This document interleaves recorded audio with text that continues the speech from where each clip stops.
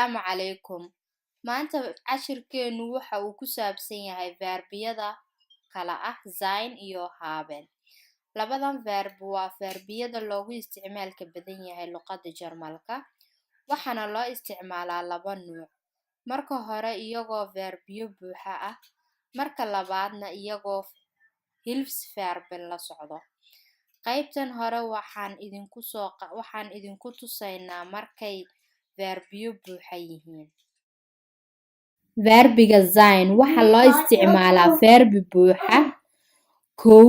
Verwendung in Verbindung mit Adjektiven. Marka sifo loo isticmaalayo. Tusaale, ich bin schön, waan qurux badanahay. Du bist nett, waad fiican tahay. Ist arrogant, wuu isla weyn yahay.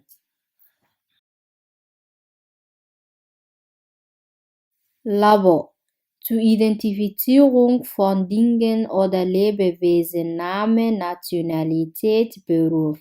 Waa marka la macnaynayo qof ama shay sida magaca, dhalashadiisa iyo shaqada. Tusaale, das ist Farah, kan waa Farah. Ist ein Löwe, waa libaax. Ich bin Deutschlehrer, waxaan ahay macalinka Jarmalka. 3. Bei Angabe des Alters von Datum und Uhrzeit. Waa marka la sheegayo da ama waqti.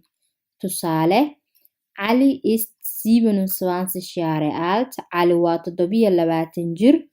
Es ist schon 23 Uhr. Waa 12. Heute ist der 30. August. Maanta waa bishii 8aad 30keedii. Verbiga haben waxa la isticmaalaa isagoo verbi buuxa ah. Wird zur Angabe von Besitz benutzt. Waa marka aad ka hadlaysid wax aad leedahay ama la leeyahay. Tusaale, hat ein Haus, wuxuu leeyahay aqal. Sie hat eine Puppe, waxay leedahay bube. Ich habe einen Fußball, waxaan leeyahay kubad ama banooni. 2.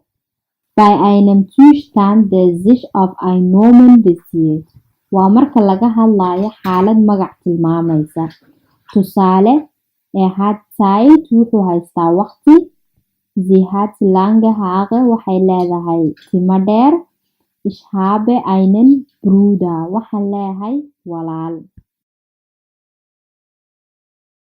3. Bestimmte Verwendungen mit haben. Xaaladaha khaaska ah ee loo isticmaalo habenka. Tusaale, ich habe recht, xaq baan ku joogaa. Ich habe dich lieb, waan ku jeclahay. Hat es eilig, uu degdegsan yahay. Ich habe, waxaan leeyahay. Du hast, waxaad leedahay. Sie, es hat, wuxuu leeyahay, waxay leedahay. Ihr habt, waxaad leedihiin. Wir haben, waxaan leenahay. Sie haben, waxay leeyihiin. Ich bin, waxaan ahay. Du bist, waxaad tahay. Sie, es, wuxuu yahay, waxay tahay. Ihr seid, waxaad tihiin. Wir sind, waxaan nahay. Sie sind, waxay yihiin. Mahadsanid. Videogan haddaad ka faa'iidaysatay gefällt mir ama like dheh. Kuwa cusub saad ula socotidna abonniran dheh.